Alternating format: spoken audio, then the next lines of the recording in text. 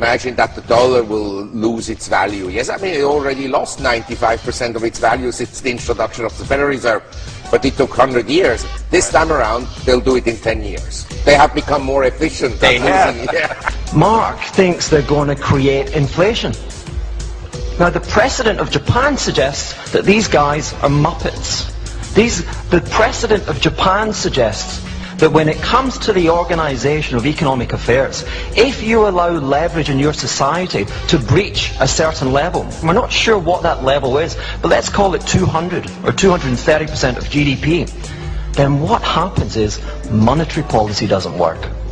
Fiscal policy doesn't work. So Japan is an example where we've had hideous politicians and hideous intervention. They've had helicopters. They have distributed free money to all of their citizens. They've built bridges to nowhere. And prices are falling, and they look set to fall further. This decade, NIA believes the U.S. will experience an outbreak of hyperinflation that will cause the U.S. dollar to become worthless. Most economists believe the U.S. is more likely to experience a lost decade of deflation, similar to Japan after the bursting of their bubble economy. In Japan, even with prices deflating, many Japanese today are being forced to live in internet cafes or closets. In Tokyo, there are hundreds of cyber cafes like this one that offer overnight deals. You can stay in your own cubicle with unlimited net access, free drinks and an easy chair to sleep on, all for about £8. And without a place to stay, for Nagasaki, this was better than sleeping on the streets. This was home for Hidefumi Ito. The size of a closet, it had what he needed most, an internet hookup and computer to job search. Ito rented this net room for around $20 a day after he lost his art gallery director job, his expensive home, and went bankrupt. Then his wife and 3 children left him. With average GDP growth of 10% in the 1960s, 5% in the 1970s, and 4% in the 1980s, Japan's GDP grew to the second largest in the world. However, during the years 1986 to 1991, a bubble formed in Japan. The Nikkei stock index nearly quadrupled in 5 years to reach a high in 1989 of 38,957. Altogether, between the years 1955 and 1990, Japan's stock prices appreciated 100 times in value and land prices increased 70 times in value. By 1993, Japan's bubble burst with both stock market and real estate prices being cut in half. Throughout the 1990s, Japan experienced deflation, high unemployment, and no economic growth, which led to the Bank of Japan deciding to lower interest rates in 2001 down to 0%. Despite 0% interest rates for many years, the Nikkei fell to a 26-year low in October of 2008 of 6,994, a shocking decline of 82% from its high 19 years earlier. A large part of Japan's savings has been wiped out, and many Japanese can no longer afford to retire. Tetsuko Katayama is part of a growing trend proving to be at least a short-term fix. At 68, she is one of more than 3,500 elderly people working at this burger chain alone. The oldest is 84. All across the country, people are giving up retirement to keep making ends meet. While that's good for the economy, many elderly people would logically rather be enjoying their golden years somewhere else. Japan's official debt to GDP ratio is currently 203% compared to the US debt GDP ratio of 91.5%. This has led to hundreds of NIA members asking us why we believe the US will experience hyperinflation while Japan has experienced decades of deflation. About 95% of Japan's debt is held domestically within the country. Although Japan's savings rate has declined in recent years, down to 3% due to their aging population and their retirement age being raised to 65, Japan's savings rate averaged above 10% for many decades, and during the mid-1970s averaged above 20%. The Japanese built a large pool of savings that allowed their government to borrow from its own citizens. The U.S. government, on the other hand, has borrowed $4 trillion from foreigners, including nearly $1 trillion from Japan. Foreigners currently hold about $10 trillion in U.S. dollar-denominated assets. Because of the dollar's status as the world's reserve currency, these dollars are being hoarded by foreigners and aren't chasing goods and services here in America. With the phony U.S. economic recovery beginning to lose steam, NIA believes the world will soon wake up and realize that U.S. budget deficits are poised to explode to new highs this decade due to the rising interest payments on our national debt and rising entitlement spending. With Japan's declining savings rate, the Japanese barely have enough savings left to fund their country's own budget deficits. How on earth will Japan continue to lend money to the U.S. so that we can fund ours? They can't, and they won't. The loss of our second largest creditor will be the breaking point for the U.S. economy. The U.S. debt Ponzi scheme will soon come to an end.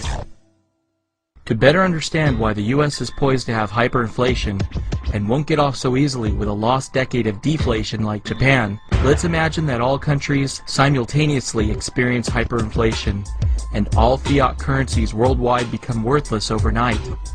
Imagine that all debts worldwide are wiped out and the world starts fresh tomorrow with new currencies. Which country do you think will prosper based solely on real economic fundamentals? A country with Toyota and Honda, two automobile manufacturers that combined for a net income in fiscal year 2008 of $23.2 billion?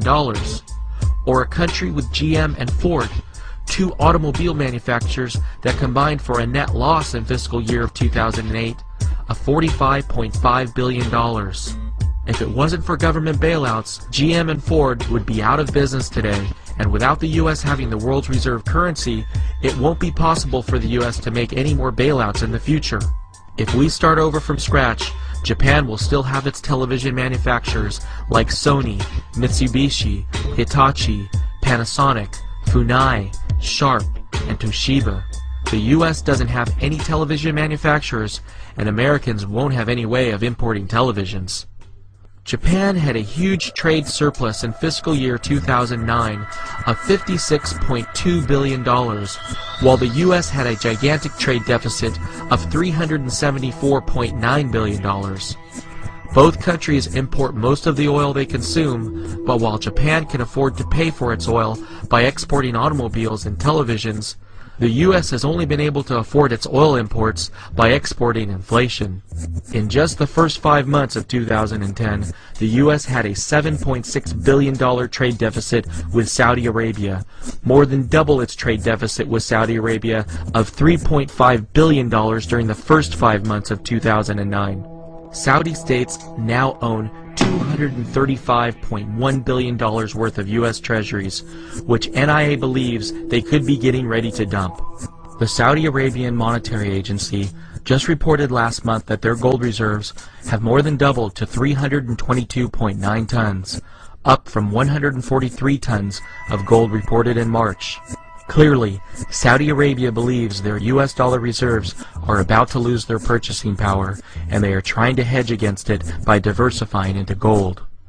Agriculture is the one bright spot for the U.S. economy. While Japan is the world's largest importer of food and has an agricultural self-sufficiency rate of only 50%, the lowest among developed nations, the U.S. on the other hand produces enough agricultural products to be entirely self-sufficient. Unfortunately, if the U.S. can no longer afford to import oil, there will be a huge drop-off in U.S. agricultural production. Oil is essential to modern agricultural techniques used in the U.S. today. Oil is used for operating field machinery, manufacturing inorganic fertilizer, irrigation, crop drying, raising livestock, and pesticide production. The biggest agricultural use of oil is getting the food to our supermarkets. 81% of Americans now live in cities and suburbs, compared to the worldwide average of 49%. On average, most food in your supermarket travels 1,500 miles before getting there.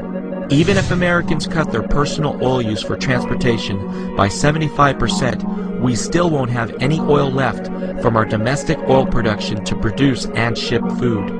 The U.S. budget deficit in fiscal year 2009 as a percentage of GDP was 9.9%. However, using the same accounting principles that American businesses are forced to use, our real budget deficit in 2009 was 30.3% of GDP because we saw a $3 trillion increase in non-cash obligations for entitlement programs. This is more than 3.5 times higher than Japan's budget deficit to GDP ratio last year of 8.5%. The real U.S. debt to GDP ratio is also a lot higher than Japan, including unfunded liabilities for entitlements and our government's guarantee of Fannie Mae and Freddie Mac. Total U.S. obligations have now reached $80.9 trillion, or 560% of GDP, nearly triple Japan's debt to GDP ratio of 203%. Japan's economy hit peak consumer spending in 1990 and entered their lost decade from a position of strength with a balanced budget, high savings rate of 15%, low unemployment rate of 2%, and a net debt to GDP ratio of less than 20%. With the average American peaking in spending at age 46 and the last baby boomer turning 46 in 2010, the U.S. has just passed peak consumer spending and has entered this new decade from the weakest possible position with a real budget deficit of $4.3 trillion, a savings rate of only 4%, a real unemployment rate of 22%, and a real debt-to-GDP ratio of 560%. The U.S. has entered this decade from the complete opposite position that Japan was in during the 1990s, so instead of seeing deflation, NIA believes the U.S. is guaranteed to enter into hyperinflation. If you would like to not only survive but prosper during U.S. hyperinflation, sign up immediately for the free NIA newsletter at inflation.us. You will receive weekly articles from NIA with the facts and truth about the U.S. economy and inflation. Becoming educated is the most important first step all Americans need to make in order to survive hyperinflation. At the end, I can reconcile this thing. I think ultimately Mark will be right, because he always is.